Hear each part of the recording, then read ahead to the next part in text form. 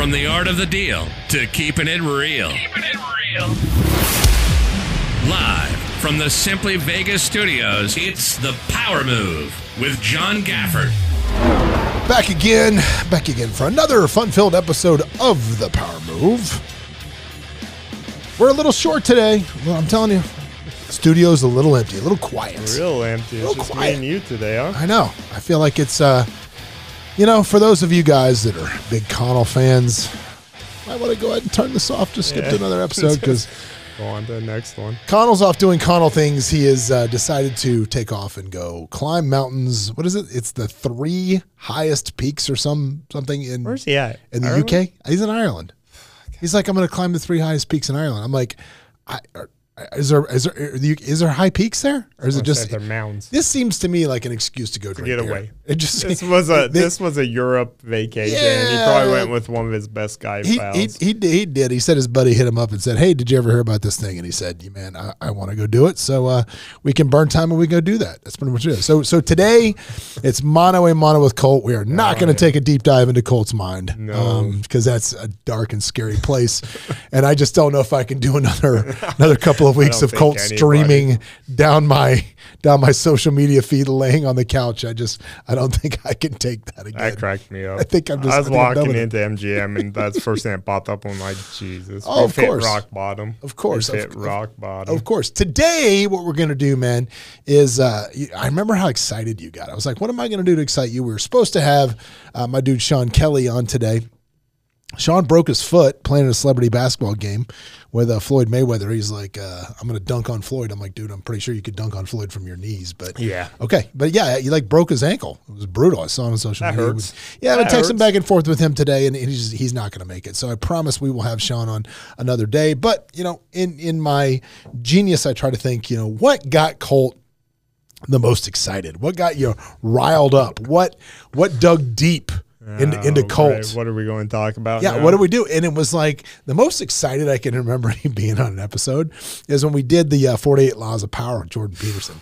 I mean, you were literally sitting there planning like your evil empire takeover of the universe as we were reading. I still get excited about that. I know. That was like 3 months ago, 4 months ago, and I still tell everybody, go read that damn book. That's so amazing. I know, but the thing about it is that's not his only book, which is the upside there. So today we're going to take a deep side into the 12 Rules of Life by Jordan Peterson, and it's a book that kind of tells you how to have a happy life, some of which I will say I agree with the thinking behind it, some of which is probably going to get us canceled. So with further ado, we don't have Chris here to drag us back down. Well, here we go. If we're going to get canceled, let's go ahead and get canceled because we can get canceled without Chris. Well, yeah, and then we can just prop Chris up. True. We can say Chris was the reason that we should have got canceled. Tomorrow. All right, let's do this. So it's still going to be news tomorrow when this comes out. It's the biggest news probably ever, and it's this. And I don't necessarily want to talk about the issue, but I want to talk about the whole reality of what just happened with the Supreme Court.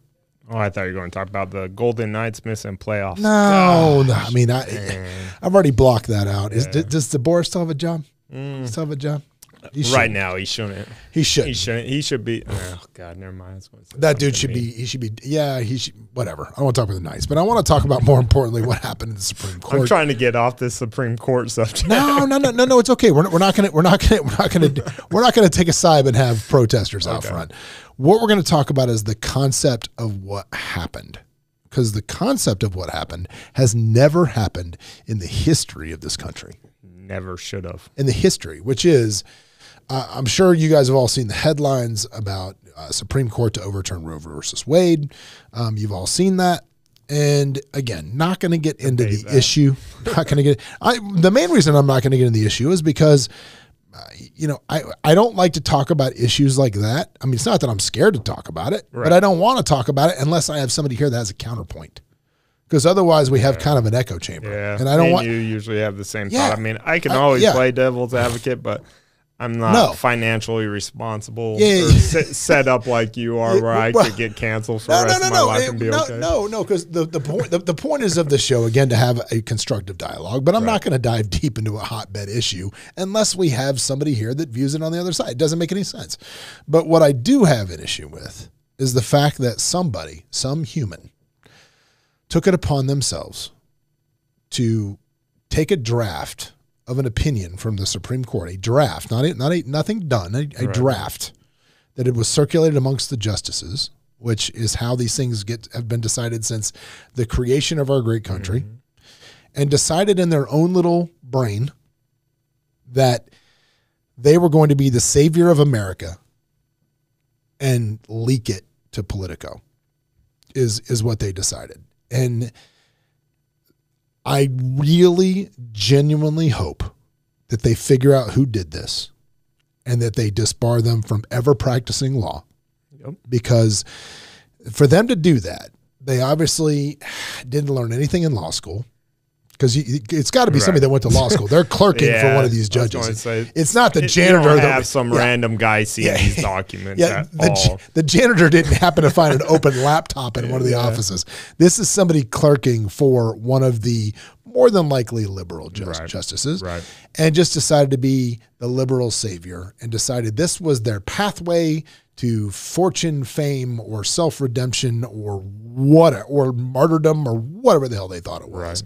But they obviously didn't learn anything in law school about the sanctity of democracy and the sanctity of our court systems. Yep. And they violated a trust that has been around for hundreds of years and will likely now cause a major problem within everything on how the Supreme Court gets handled. I mean, it's a huge deal. And you can sit there and say, oh, no, this is the greatest thing that happened, right? Like either side, if this was flipped and this was something for the other side to happen to, they'd be pissing and moaning, and everybody should have a right to that. It's complete BS that this got leaked out. Whatever side you believe on this debate and this issue, being that this got leaked is an issue that all Americans should be mad about, in my opinion. I agree. And the problem is most people can't see the forest through the trees. Right. They're just going to get stuck on the issue and want to, if it goes with their issue, they're going to be, they're not going to care as much because they're winning. And if it's against their issue or their point of view within that issue, then they feel, thank God, that we can scramble and try to do something, even though nothing's going to get done. No, nothing's going to change. Well, here's the thing. I mean, if that genuinely was the majority decision, the only thing that can be done is through, acts of domestic terrorism, threatening the lives of these justices, trying to get them to flip, trying to put an immense amount of pressure to make that flip. There was some rumor in the House in which the Democrats were saying they wanted to get rid of the filibuster and then pass some federal legislation that protects the rights that goes along with that. That's not going to happen because, again, be a horrible deal, because then when the Republicans have it, then you don't have the filibuster against it. People get short-sighted, right? And they just see, well, in the moment, this is an amazing idea because we're going to, excuse my language, but we're going to fuck them. Yeah. Right. And it's like, okay, well, cool. Well, when something flips, which it will always go back and forth, you're going to be on the other side of that. Yeah. And just short-sighted, and they don't think about stuff. And this is major. I mean, not too many people were speaking about it except for the very smart, political, people that were just in law. We're talking about it too. We're talking about it. We kind of see the way through certain things, right? Like we don't look at short-sighted stuff, me and you, ever. And so, I think it's funny that we both came in. That was the first thing. Can you believe this got leaked? Can you imagine? I guess it's the squad people are saying, the AOC and that little crew are saying that they want to get rid of the filibuster and pass legislation quickly. Can you imagine when they lose the House and the Senate, which is almost based on where the economy is? It's pretty much guaranteed. I mean, look, if you look at politics, cyclical with the economy, whichever party is in power when the economy goes to crap like it is right now, switches. They're going to get smashed. There's no way they're not going to get smashed in November. Sorry, it's just the way it is. People tend to vote with their wallets, more often than not. And I've seen huge Democrat people come out and say they're not voting Democrat. Yeah. And these are people that funded Hillary Clinton. These are people that funded, Obama. Like, these are big-time Democrat, big-time money people, and they're straight up saying the line moved too far left that you're now putting us on the right side of it. Well, I think, again, the point being, let's quit talking about politics. Yeah. But the point is this: look, whichever side of this issue you're on, just understand that the person that did this is not a hero. Not good for America. They're an enemy of this country. They're an enemy of the institutions of this country, and they should be hopefully caught and prosecuted and punished or whatever they can do to them. So moving on, let's talk about something good, because again, I like to believe that putting good out in the universe is good, and I want to help some people today. Colt, you included.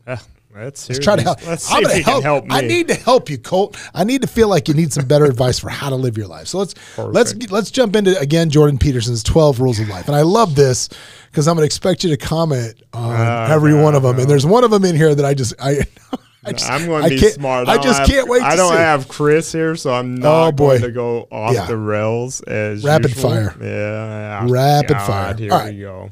So 12 rules of life. The first rule essentially is cultivating confidence helps combat interpersonal and social oppression. Now, I love this because, and I've talked about this all the time, and it's a great analogy. And do you know about lobsters, Colt? Do you know about lobsters in the lobster kingdom and the lobster world underneath? Don't like seafood. Oh, yeah, that's right. You don't like seafood. Nothing from the sea. No, that's right. That's true. We're going with lobsters anyway. I don't care. Yeah, let's talk about the lobster. We're talking about lobsters. So lobsters fight with lobsters, right? There's a very territorial thing. Okay. When a lobster loses territory, it changes its whole physiology and the way that it thinks, the way that it moves, because the smaller the lobster is, okay, say a lobster loses a fight. Well, the lobster that wins gains a lot of confidence and kind of does a lobster little strut thing, right? Has a low stress going on, kind of strutting about as a lobster.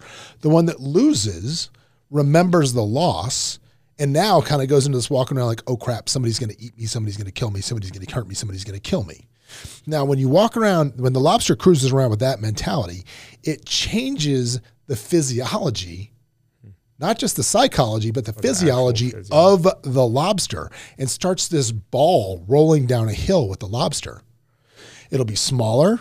It'll be more curled up because the stress of always being in this, I'm going to get killed, I got to fight, screws with its whole ecosystem, screws with the whole thing, man, screws with the whole lobster's head. I think I've honestly seen that happen to human beings. Well, that's what we're going to talk about. Like, I have seen business people that, me and you kind of were both around a crazy time of Las Vegas when the 06, 07 crash, right? Yeah. And you saw people that were strutting around with their chest out, just being so confident in themselves, and then this came through and knocked everybody's on their ass, right? Well, not everybody. No, it did. We might have rebounded in 5 months, right? We figured out where to go from it. A lot of people didn't. So I remember getting a gut punch for 4 or 5 months, figuring what the hell, and going and saying, oh, here we go. Now it's the foreclosures, the REOs, right? But you saw so many people that were truly rolling around in $100,000 cars, chest up, thinking they're the man, and had that confidence, and that knocked them on their ass. They literally just kept letting it eat, and they are now, you see them, and they're not the same person at all. No, physically and mentally. I run into people. So I know agents out there that still say, foreclosures are coming back. I'm like, bro, what are you talking about? There's made a lot of money on foreclosure. Yeah, me too. But it's like, what are you talking about? No, that's not. And you hear that all the time, right? And it's like, you guys, the banks that was such a perfect storm, right? We won't really get into that, but yeah, this happens not just in lobsters. No. Confidence is everything. Well, what happens in people is this: like, you have people that.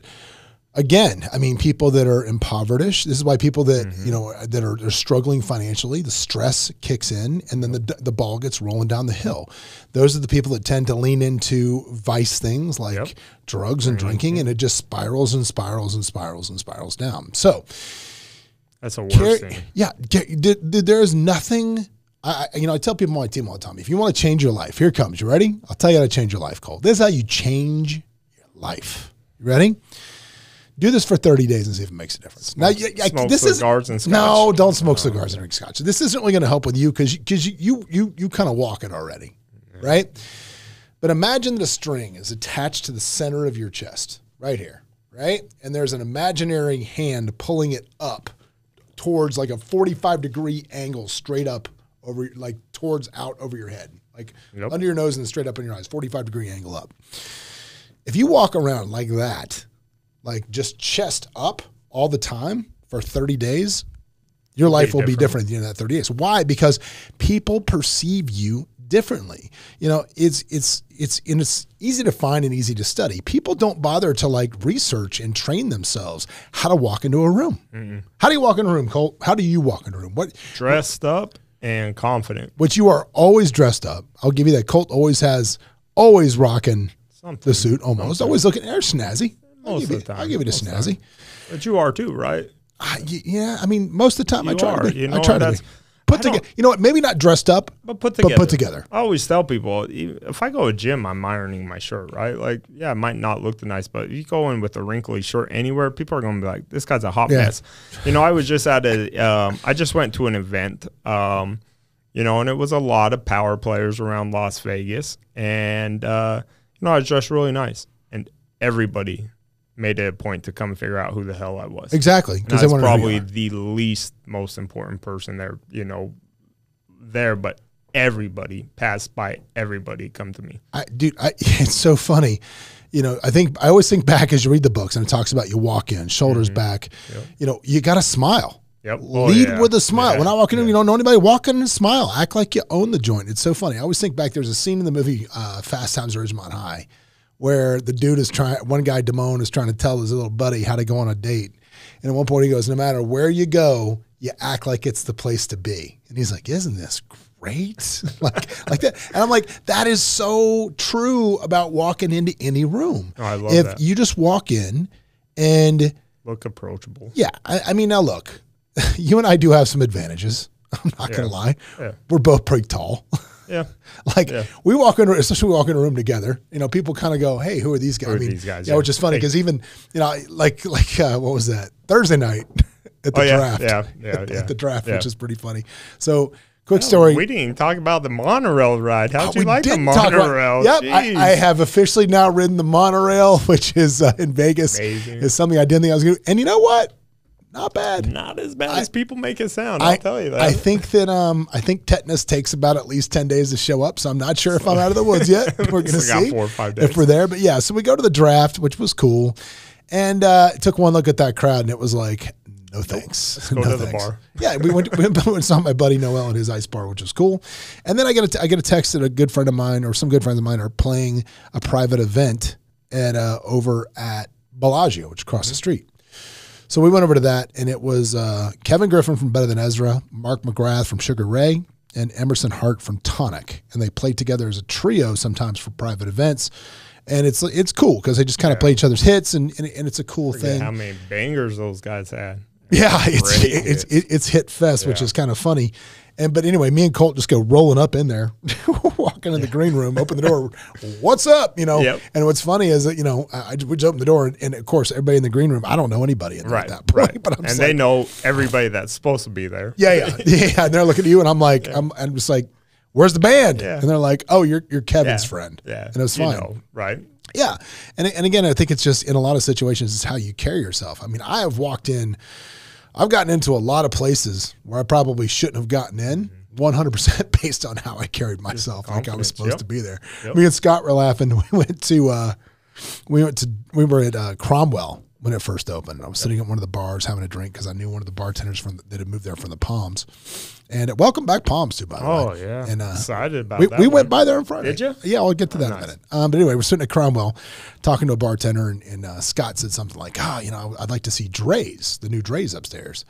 And he was like, I'll get you in. And he ran over and said something, and he came back. And as we were walking over there, he yelled, you know, ask for Stonker, and you tell him, I'm like, all right, cool. Didn't hear a word he said. Name there, but yeah, dude. I walked right up to the guy on the outside when there's a line. I pulled a guy to the side. I said, you know, hey, I'm John. I'm Dave's friend. He said, come ask for Tim. I'm just making this shit up as I go. He said you guys would sort us out. The guy was like, oh yeah, no problem, man. I got you. Yeah. Took us through the kitchen, up the service elevator, and then dumped us in the club. And it was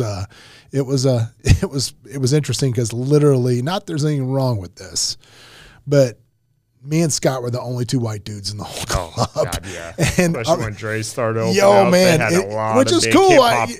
Hey, man, yeah, I'm good anywhere. I'm good anywhere. Yep. But you could tell there were some folks in there that weren't too happy we were there. Right, but anyway, that's another story.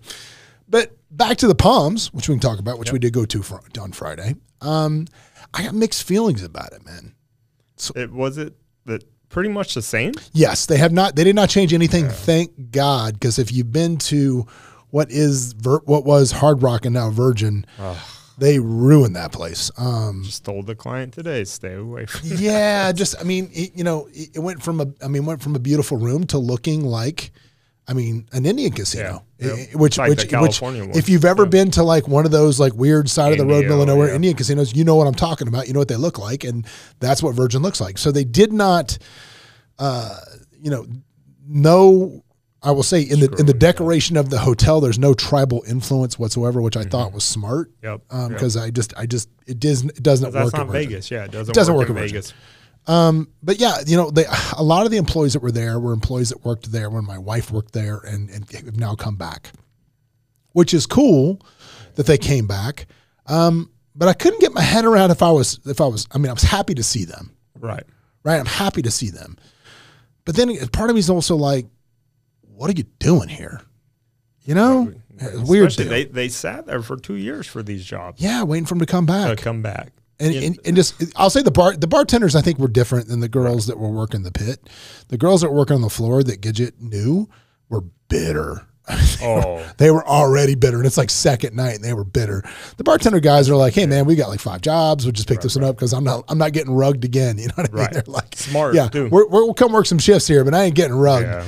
Yeah. But man, the girls working the floor, especially, that is just, that's it. Brutal. That is the toughest thing. Like, that's why I always say I need my daughter to leave this town, because you can get wrapped up into jobs as a very young girl and make very good money with no education or nothing. And it's very hard once you start hitting that mid-30s. That's it. To sit there and try to recreate your life again. And I tell my daughter all the time, you're out of here. And that's it. You have to have confidence in yourself to go start a new venture. And a lot of people do not have confidence. And you can see it walking in. You can see...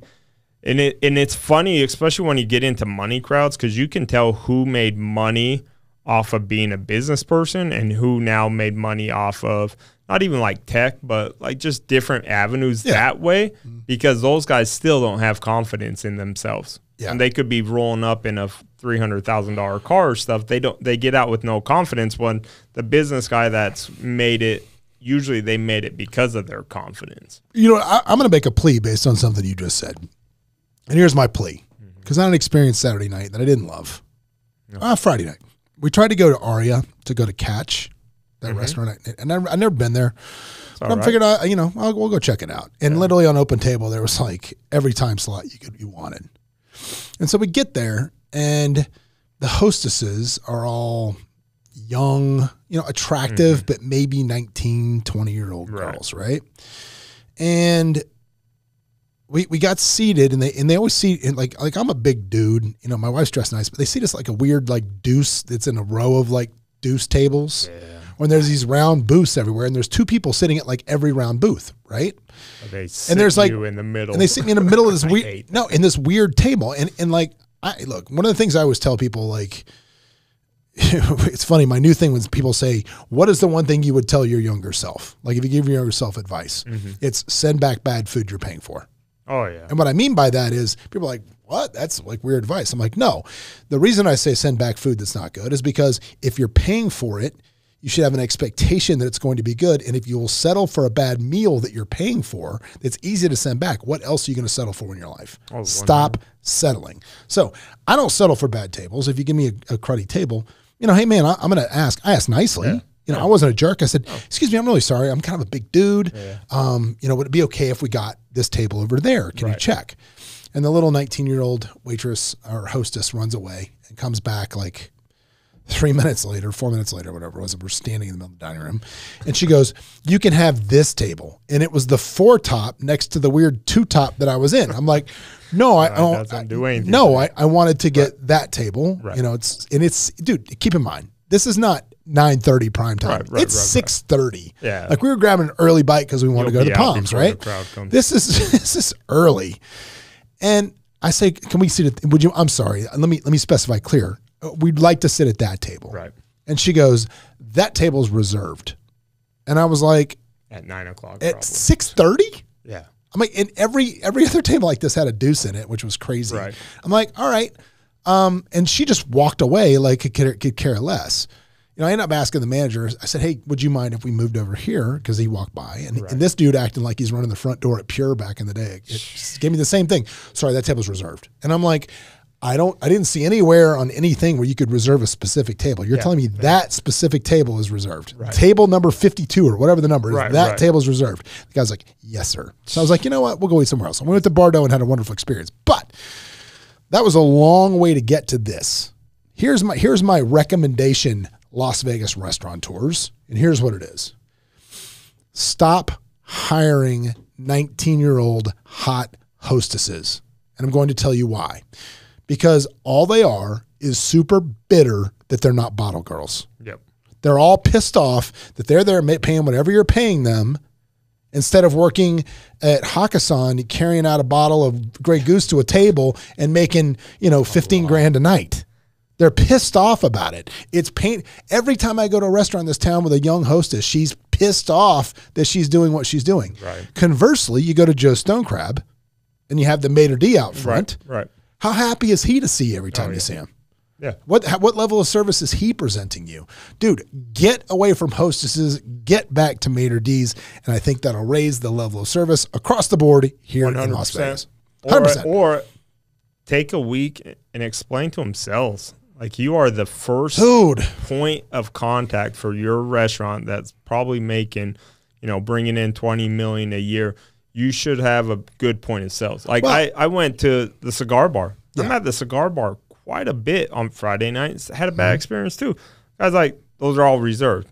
I go, I'm just here real quick. Like, I'll be in and out. They're reserved. They put us at some bar top right there. And I'm like, I'm not going to smoke cigars with my wife and my friend's wife. And I go, you have 6 tables that are empty. I will move. As soon as you need it. If you fill up 3 of the 6, I will get up and move. And he's like, no. So finally, the guy that we always see there is like, oh, hey, Colt, what's up? I'm like, can I have that? He goes, yeah, absolutely. Sit there. All 6 sat empty all night. Oh, I'm sure. I'm like, you were about to lose our business because of it. Like, the point of contact at your restaurants or clubs or whatever needs to be on their game. Dude, teach people to look to understand how much watches cost.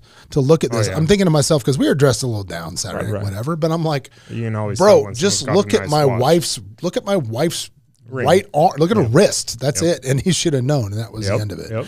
So forget about me. So moving on, let's get, we were all over the board today. But key insight number 2, to ward off despair, endemic to humanity, people should take care of themselves as they would a friend. So I think this is a good thing. I don't think people are empathetic enough to themselves. I think people are too hard on themselves. I don't think people give themselves enough credit. I don't think people give themselves enough breaks. I agree. I agree, and I think it's because social media and just the whole Kardashian era that everybody, like, you could show somebody that made, $100,000, they're embarrassed that they made $100,000, right? It's everybody is trying to step on everybody else, and it's, they're doing so much better, and they just beat themselves up. I mean, I know people that are sitting pretty good in life, and they beat themselves up daily because they're embarrassed of where they're at or whatever. I think people need to have, like you said, a little more compassion for yourself and understand where you're at and kind of be a little prouder of yourself sometimes. Well, I think a good way to look at it is to give yourself better advice. And I'm going to read this so I don't screw it up. But it says, there was a study in psychological science where a group of adults were asked to think about a spouse having an affair with a good friend. Researchers asked the participants to imagine this betrayal from first-person and third-person perspectives and to offer advice. The study found that the advice the participants gave to others was more sage than the reasoning they engaged in when they managed themselves being the victims of affairs. If you can remove yourself from a situation for a second and look at it from a third person, I think that it's a much better way to go. Now, for example, and I got a letter from somebody. I got a letter in the mail yesterday, a letter from a family member that basically said they were very upset about, it bothered them, my relationship with another person in the family. It bothered them. And the point was, you sit down and I'm digesting this and I'm thinking, nothing matters in this letter except for the fact that my actions have negatively affected somebody in my family. Right. So rather than try to justify my actions, which wasn't going to win the long-term war at all. No. Rather than try to justify it, it was better for me to just apologize for my actions and do better next time. That's all you can do. I mean, old me, the ego would have kicked in. Fuck you. Let me tell you all about this person and why I act that way. Yep. Which makes nothing better. No. And it goes back to the whole ego thing. But I guarantee you the advice that would probably be like, oh, maybe give her another chance. Maybe it was one off, whatever. But when you think about it in your own way, you're like, F her, screw her, get her out of the house type of deal on that study. Mm-hmm. I'm sure that's what it was. And, but when it happens to your friend, it's like, well, what happened? But where are you going to be with that? It. Yeah. Like look at, you got to step back, and digest, like you said, digest. My dad always says, digest what was said before you do anything. Digest it, let it sit. A lot of times I'll change it. And then, like you said, kick your ego out of it, and you'll make a way better rational decision on business, on life, on spouses, on everything. Dude, it's like one of my favorite exercises when somebody ruthlessly pisses me off is I'll write them like a scathing email and delete it. Yep. Write it down, look at it, rip it up, and throw it away. I get it out. I get it out of me, and then I just delete it. Once it's done, it's done. I have like Chris once said. But I will say, hang on a second. I'm not to cut you off, but this deserves cutting off. Yeah. Because you got to forgive people. You got to live and let live. But there's one person out there I cannot forgive. Fuck you, Chili's. Serve me 6 margaritas and then give me and then tow my car. You towed the car, Chili's. I said, do I get anything? Do I get any kind of result? No, I didn't forget about you, Chili's. If you're in Salt Lake City, avoid Chili's at all costs. Chili's on Foothill Drive. Avoid them. Avoid them. And if you live in Salt Lake and you're listening to this, please go in there and tell them, do you guys realize these guys every week on a podcast just smoke you guys every week? John Gafford. Yeah, exactly right. Exactly. I might go check out these margaritas one day and take a picture. Let's make that trend. John Gafford versus Chili's. Let's make that trend. That's way more interesting than Roe versus Ripway. It sure is. All right, well, we're going to take a quick break. When we get back, we're going to talk about more of the 12 rules for life. Be back in just a second.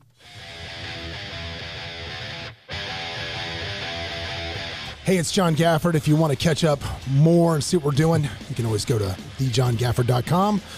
where we'll share any links that things we talked about on the show, as well as links to the YouTube where you can watch us live. And if you want to catch up with me on Instagram, you can always follow me at @thejohngafford. I'm here. Give me a shout.